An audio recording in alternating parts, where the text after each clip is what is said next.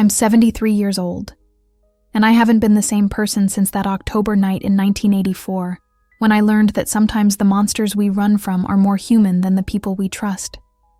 For 39 years, I've carried a secret that would sound insane to anyone who didn't live through it, about a single mother named Linda, who disappeared into the Cascade Mountains, and what followed her out of those dark woods 3 days later. My name is David Patterson, and at the time this story begins, I was a 34-year-old search and rescue coordinator for Jefferson County, Oregon. I'd spent 8 years leading teams into wilderness areas to find lost hikers, crashed aircraft, and people who'd simply walked into the forest and never walked out again. I thought I'd seen every kind of tragedy these mountains could produce: hypothermia, falls, animal attacks, equipment failures that turned routine camping trips into death sentences.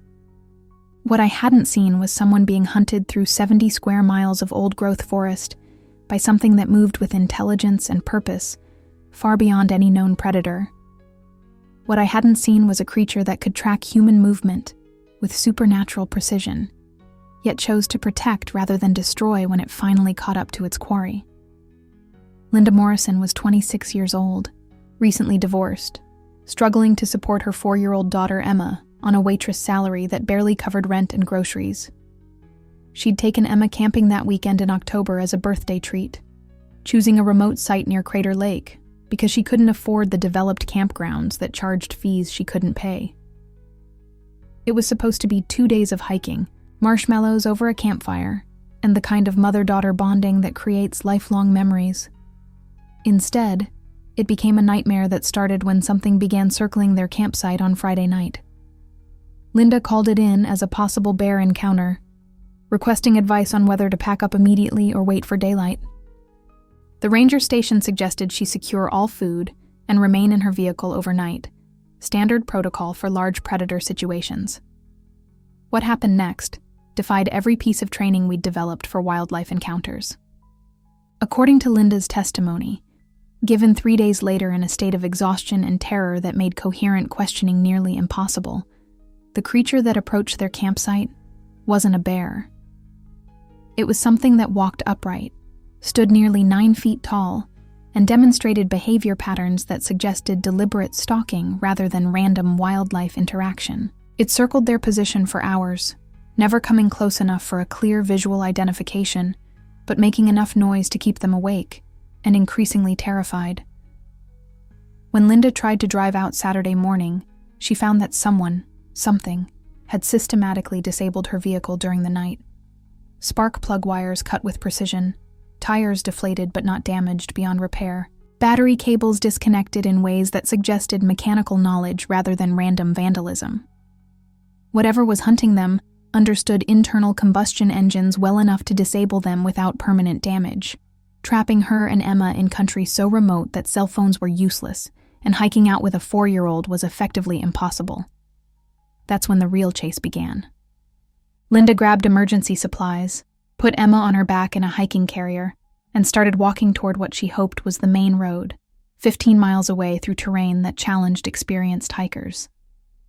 What followed was 3 days of cat-and-mouse pursuit through some of the most dangerous wilderness in the Pacific Northwest, with something following them that stayed just outside visual range, but made its presence known through broken branches, disturbed campsites, and the kind of systematic tracking that suggested military training, rather than animal instinct. The search team I led found Linda's abandoned campsite on Monday morning, after Emma's father reported them overdue and local rangers discovered the disabled vehicle. What we found there challenged every assumption we held about wilderness emergency situations. The campsite showed evidence of deliberate sabotage by someone with extensive knowledge of automotive systems and outdoor survival. Footprints around the perimeter were human-like, but impossibly large, pressed deep into soil that suggested body weight far beyond normal human parameters. More disturbing were the signs we found along Linda's escape route. Someone had been following her systematic attempt to reach civilization, but instead of attacking or hindering her progress, they'd been helping in ways so subtle she probably never noticed. Water sources had been cleared of debris. Potentially dangerous trail sections had been marked with small stone cairns, and emergency shelter materials had been positioned at strategic locations along her route. We found Linda and Emma 48 hours later, exhausted and dehydrated but alive, at a ranger station 12 miles from their original campsite. Linda's account of those 3 days would have sounded like hallucinations brought on by exposure and fear, except for physical evidence that supported every impossible detail of her story. Someone, something, had been following them through the forest, but not as a predator stalking prey. Linda described glimpses of a massive figure moving parallel to their route, always maintaining distance, but clearly monitoring their progress. She described finding caches of fresh water and edible plants at moments when Emma was near collapse from exhaustion. Most remarkably, she described the moment when her pursuer finally revealed himself completely, stepping into a moonlit clearing where they'd stopped to rest, showing himself to be exactly what no rational person could accept, a creature that belonged in folklore rather than modern wilderness encounters. What caught up to Linda Morrison in those woods wasn't the monster she'd been running from. It was someone who'd been protecting her and Emma from dangers they never knew existed. Someone who understood that a single mother and her child were innocent casualties in a world where his very existence made him the most hunted being in North America. The search began at 0600 hours on Monday, October 15, 1984, when Emma Morrison's father contacted Jefferson County Sheriff's Department to report his ex-wife and daughter overdue from a camping trip that should have ended Sunday afternoon. The weather had been clear and mild for October, with daytime temperatures in the 60s and no precipitation forecasted, ruling out the environmental emergencies that accounted for most wilderness rescues in the Cascade Mountains. I assembled a 12-person team at the Crater Lake Ranger Station, including experienced trackers, medical personnel, and 2 K-9 units trained for wilderness search operations. The plan was straightforward: locate Linda's campsite, assess the situation, and follow standard protocols for missing persons in wilderness settings. I expected to find evidence of injury, equipment failure, or simple navigation errors that had delayed their return to civilization. What we found instead challenged every assumption we held about wilderness emergency situations. Linda's campsite, located roughly 4 miles from the nearest access road, showed signs of what could only be described as deliberate sabotage. Her Honda Civic had been disabled with mechanical precision, spark plug wires cleanly cut, air filter removed, battery cables disconnected but not damaged. The work demonstrated knowledge of automotive systems far beyond casual familiarity. More disturbing were the signs around the perimeter of the camp. Footprints in soft earth near their tent showed human-like impressions, but with dimensions that defied normal parameters, nearly 18 inches long, 8 inches wide, pressed deep enough into soil to indicate body weight approaching 400 pounds. The stride length between prints suggested a bipedal gait, with legs significantly longer than any known human could possess. My tracking specialist, Ray Kowalski, had 23 years' experience reading wilderness crime scenes, but he stood over those prints for nearly 10 minutes before offering any assessment. "David, I've never seen anything like this," he finally said, crouching beside the clearest impressions. The depth and pressure patterns suggest bipedal locomotion, but the size parameters don't match any known primate species. And look at this. He pointed to details that became clear only under magnification. The prints showed what appeared to be dermal ridges, fingerprint-like patterns on the sole surfaces that indicated sophisticated nervous system development. More remarkably, they showed evidence of deliberate weight distribution designed to minimize ground disturbance, suggesting someone with extensive knowledge of tracking countermeasures. The trail left by Linda's escape attempt was equally puzzling. We could follow her route easily. A mother carrying a 40-pound child through dense forest leaves obvious signs of passage. But parallel to her path, maintaining consistent distance of 30 to 40 yards, ran another trail that showed the same oversized footprints we'd found at the campsite. Someone had been following her, but the spacing and positioning suggested surveillance rather than pursuit. More puzzling were modifications we found along Linda's route. Fallen logs that would have blocked her path had been moved aside. Creek crossings had been improved with strategically placed stones that created better footing for someone carrying heavy loads. In several locations, we found small caches of materials that seemed designed to assist, rather than hinder her escape attempt. Containers of fresh water positioned near natural rest stops. Edible plants gathered and left in locations where she would have needed sustenance. "This doesn't make sense," said Janet Muller, our team psychologist who specialized in victim behavior analysis. "If someone was stalking this woman and her child, why help them survive? The pattern suggests protection rather than predation. But from what? And by whom?" We followed the dual trail system for 6 hours, documenting evidence that became increasingly difficult to reconcile with conventional understanding of wilderness encounters. Both trails showed signs of intelligence and planning far beyond random movement. Linda had chosen routes that minimized exposure and maximized opportunities for rescue discovery. Her mysterious follower had chosen positions that provided optimal surveillance while remaining hidden from view. At approximately 1400 hours, we reached a clearing where the trail evidence told a story that challenged everyone's assumptions about what had been happening during Linda's 3-day ordeal. The clearing showed signs of extended occupation, compressed vegetation where 2 people had rested, scattered food wrappers, and a small fire ring constructed with obvious knowledge of wilderness survival techniques. But the most significant discovery was a series of drawings scratched into the soft earth near the fire ring. The images were crude but unmistakably representational. A large figure and 2 smaller ones, positioned in ways that suggested interaction rather than confrontation. Below these figures, someone had scratched what appeared to be directional arrows pointing toward the main access road, along with symbols that seemed to represent water sources and safe camping locations. "Somebody was giving them route guidance," Ray observed, photographing the drawings from multiple angles. "This whole thing has been about getting them to safety, not keeping them trapped out here." The K9 units picked up human scent leading away from the clearing, but they also detected something else, a complex biological signature that didn't match any species in their training repertoire. The dogs showed obvious confusion, alternating between normal tracking behavior and the kind of alert responses they'd been trained to exhibit around dangerous wildlife. As we prepared to follow the scent trail toward what we hoped would be Linda and Emma's current location, Ray pulled me aside for a private conversation that would haunt my dreams for decades afterward. "David, I need you to prepare for the possibility that we're dealing with something outside normal parameters," he said, checking his equipment with the nervous energy of someone facing an unprecedented situation. "The evidence suggests intelligence, planning, and knowledge of human behavior, but the physical characteristics don't match any known human population. We might be walking into something that changes everything we think we know about what lives in these mountains."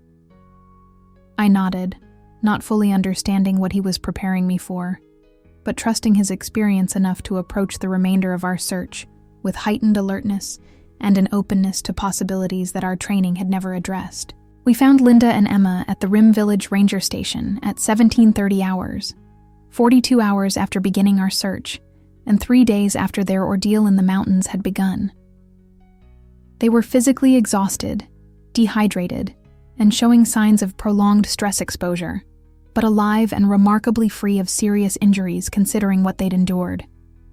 Emma was sleeping in her mother's arms while Linda sat wrapped in emergency blankets, staring at nothing with the 1,000-yard gaze I'd seen in combat veterans and trauma survivors.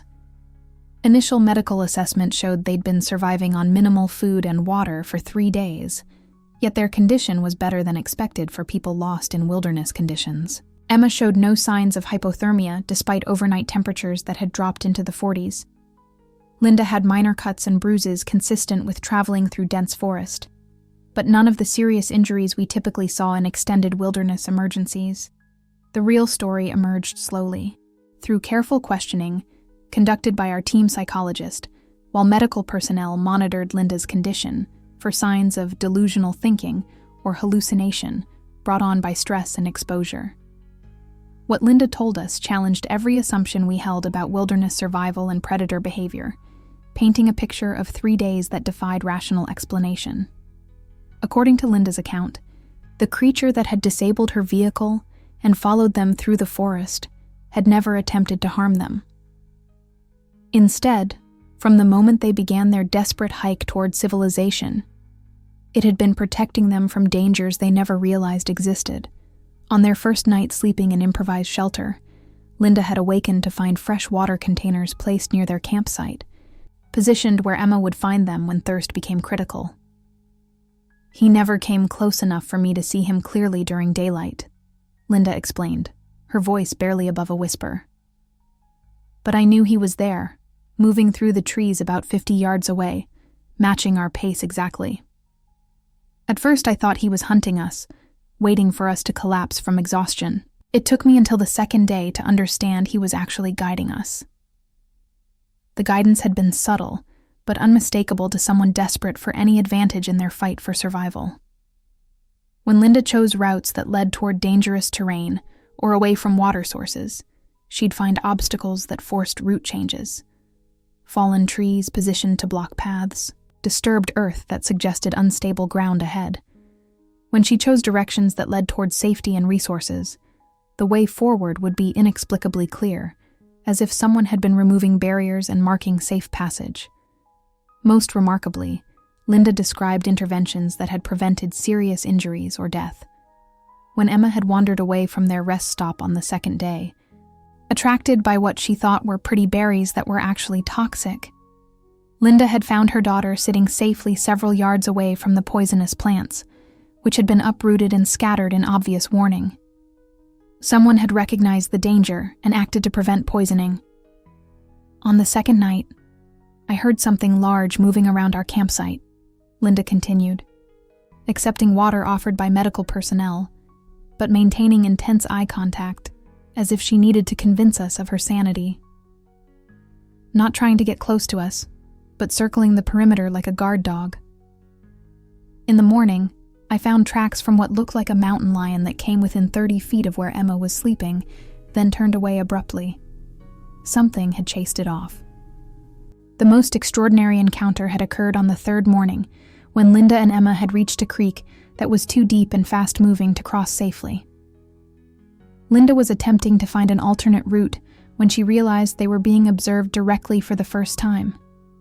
The creature that emerged from the forest was exactly what no rational person could accept.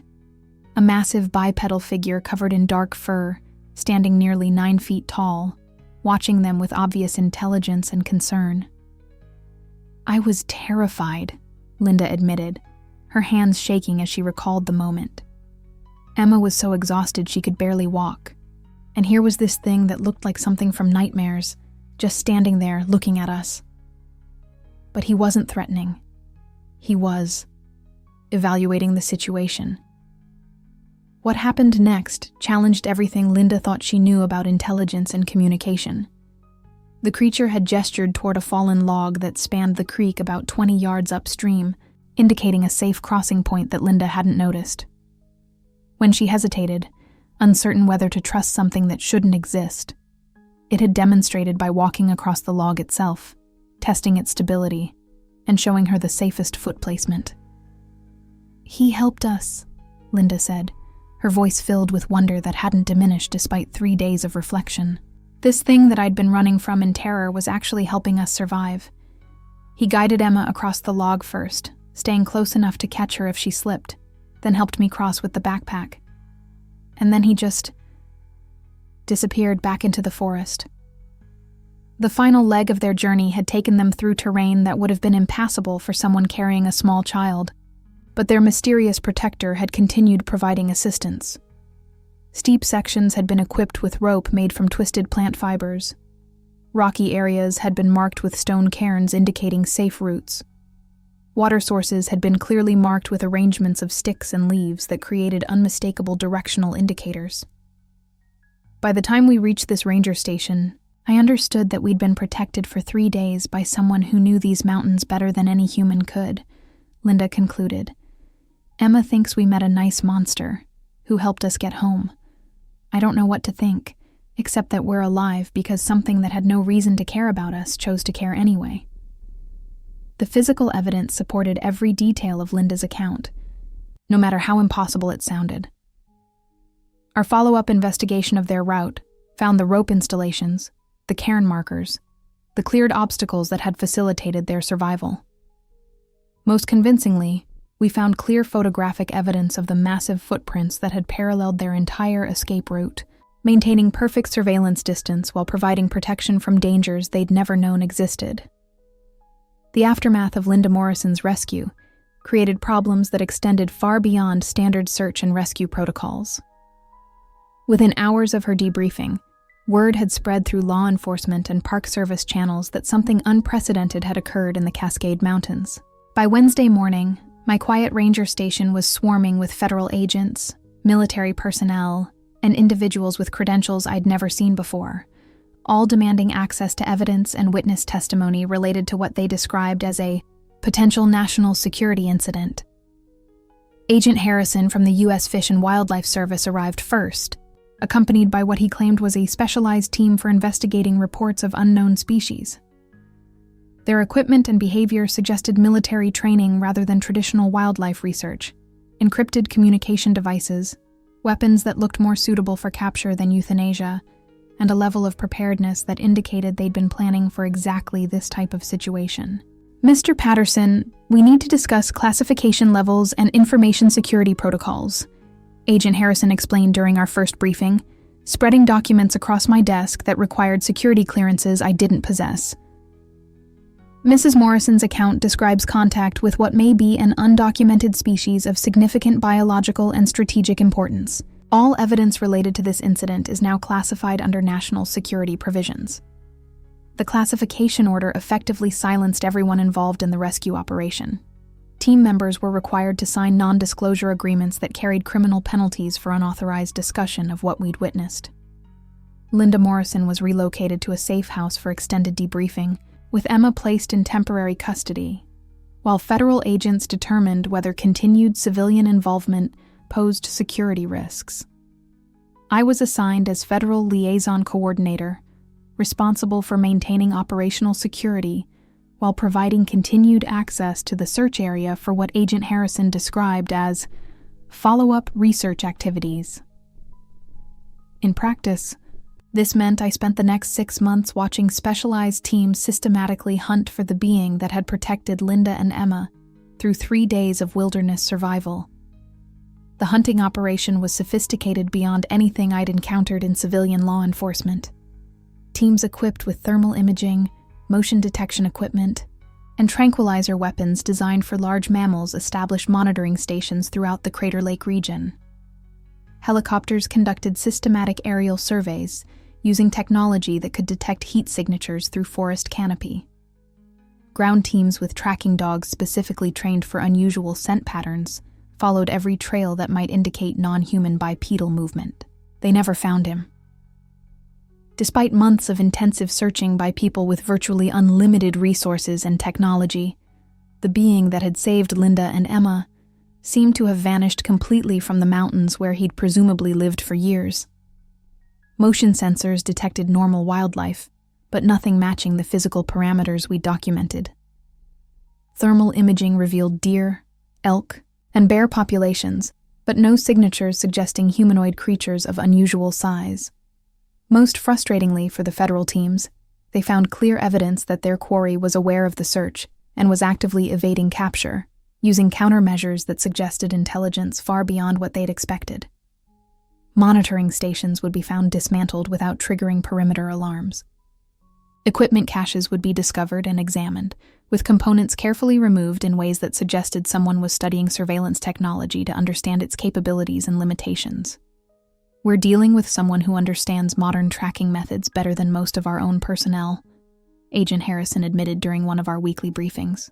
The evasion patterns suggest military training or extensive experience avoiding human detection. This isn't random wildlife behavior. This is strategic thinking by someone who knows exactly what we're trying to accomplish. The psychological toll on everyone involved in the operation was significant.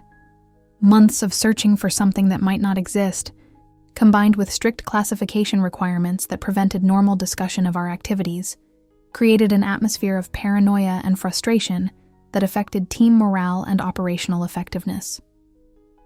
Several specialized personnel requested transfers to other assignments, citing stress-related health concerns that couldn't be addressed through normal medical channels because of classification restrictions. My relationship with Linda Morrison became a casualty of the federal involvement. She was relocated to another state as part of witness protection protocols, with all contact between us prohibited under national security provisions. The last time I saw her was during a final debriefing session, where she looked at me with eyes that had lost the wonder and gratitude I'd seen immediately after her rescue. "They don't believe me anymore," she said quietly, while federal agents waited outside the interview room. "They think I hallucinated the whole thing. That exposure and fear created false memories of something that never existed.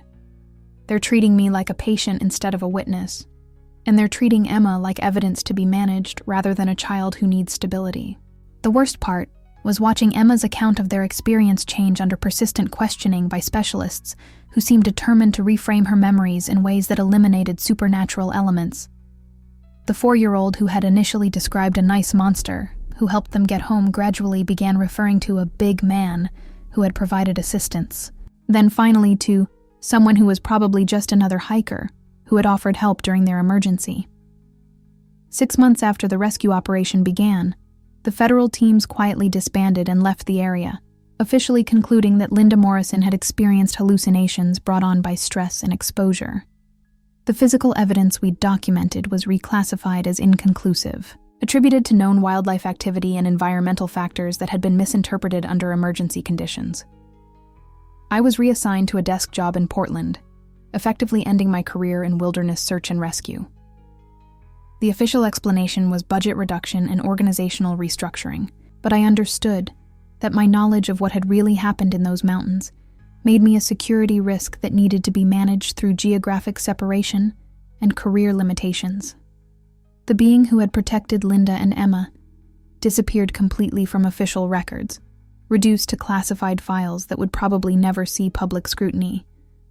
But I knew the truth, and that knowledge would haunt my remaining years in ways that changed my understanding of what intelligence means and what kinds of consciousness might exist in the wild places we think we've mapped and conquered.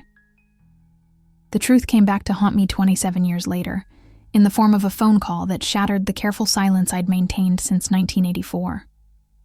On November 12, 2011, Linda Morrison contacted me at my retirement home in Bend, Oregon, her voice carrying the weight of nearly 3 decades spent living with memories that no one else would validate or believe. "David, I need to see you," she said without preamble, as if our conversation was continuing from where it had left off in that federal safe house 27 years earlier. "Emma's getting married next month, and before she starts her own family, I need her to understand what really happened in those mountains. I need someone who was there to help me tell the truth." Linda was 53 now, grayed and weathered by decades of carrying secrets that had isolated her from normal human relationships. Emma had grown into a successful attorney who believed her childhood memories of forest rescue were distorted recollections of a traumatic experience that had been resolved by conventional search and rescue operations. The federal debriefings had been so successful that Emma no longer remembered the being who had saved their lives. We met at a coffee shop in Salem, neutral territory where Linda could speak freely for the first time since her federal handlers had relocated her to witness protection. The woman who sat across from me bore little resemblance to the terrified mother I'd pulled out of the wilderness in 1984. This Linda had been hardened by years of forced silence, transformed by the knowledge that her government had valued her story only long enough to determine it posed no useful intelligence value. "They destroyed Emma's memories," Linda said, her voice carrying anger that had been building for nearly 3 decades. Systematically, carefully, using techniques that made her doubt what she'd experienced until she convinced herself it had been hallucination brought on by stress and exposure. "My daughter thinks the most significant event of her childhood was a camping trip that went wrong, not an encounter with someone who saved our lives." But Linda's reason for contacting me went beyond maternal frustration with government manipulation. She had news that changed everything I thought I knew about the being who had protected them in 1984. Information that had taken her decades to piece together through careful research and connections with other people who'd experienced similar encounters. "He's real, David. Not just the creature we met, but his whole people." There's a community of them living in the deepest wilderness areas throughout the Pacific Northwest, and they've been protecting lost humans for generations. What happened to Emma and me wasn't unique. It was part of a pattern of intervention that goes back decades.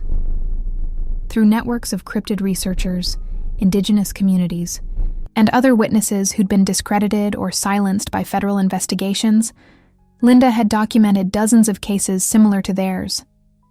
Lost hikers found alive after impossibly long survival periods in conditions that should have killed them. Missing persons discovered in locations that suggested someone had guided them to safety rather than random luck leading to rescue. Most remarkably, she'd found other mothers with children who described identical experiences. Mysterious protection during wilderness emergencies, guidance that led to safety, and subsequent federal debriefings that resulted in classification and forced relocation. The pattern suggested not just a single being helping lost humans, but an organized effort by an entire population that had made protecting our species part of their cultural mission. They've been watching us for generations, Linda explained, showing me documentation she'd compiled over years of investigation. Not studying us like specimens, but caring for us the way you'd care for children who kept wandering into dangerous territory. They understand that we're intelligent but naive about wilderness survival, so they help when they can do so without revealing themselves. The being who had saved Linda and Emma had been part of something unprecedented in human experience. A non-human intelligence that had chosen to serve as guardian rather than competitor, protecting our species despite having every reason to see us as a threat to their survival. The federal hunting operations of the 1980s had been based on assumptions that any unknown intelligence must be either weapon or target, never considering the possibility of benevolent contact. But the most profound revelation came when Linda showed me recent photographs taken by wildlife cameras in remote areas of the Cascade Mountains. The images were distant and partially obscured, but they clearly showed massive bipedal figures moving through forest terrain with the same careful intelligence we'd documented in 1984. The beings we'd thought had vanished were still there, still protecting lost humans while avoiding the surveillance technology that hunted them. Emma's going to have children someday, Linda said, as our conversation drew to its conclusion. I want them to grow up understanding that there are forces in this world that choose to protect rather than exploit, intelligences that see beauty and value in consciousness, even when it's different from their own. I want them to know that kindness exists in forms we've never imagined. As I drove home from that meeting, I understood that my years of enforced silence were finally over. The classification orders that had controlled my life for nearly 3 decades no longer mattered, because the truth was too important to remain hidden.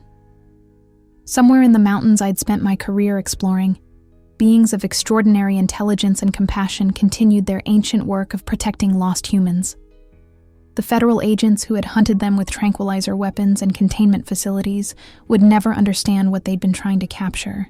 They'd been looking for specimens to study and weapons to control, never recognizing that they were encountering something far more precious. Proof that intelligence and consciousness naturally tend toward compassion when they're allowed to develop without fear. Emma Morrison would learn the truth before her wedding, because some gifts are too important to remain secret forever, and somewhere in the mountains where her life had been saved by kindness beyond human understanding, beings who chose protection over predation continued their quiet work of keeping our children safe when they wandered too far from home.